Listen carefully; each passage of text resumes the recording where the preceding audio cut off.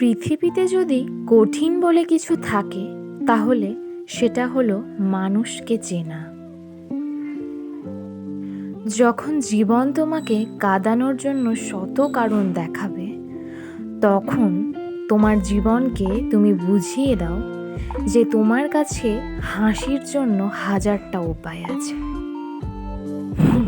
আসলে কি বলো তো, ভালো সময়গুলো ভালো স্মৃতি হয়ে যায় এবং খারাপ সময়গুলো ভালো পাঠে পরিণত হয়।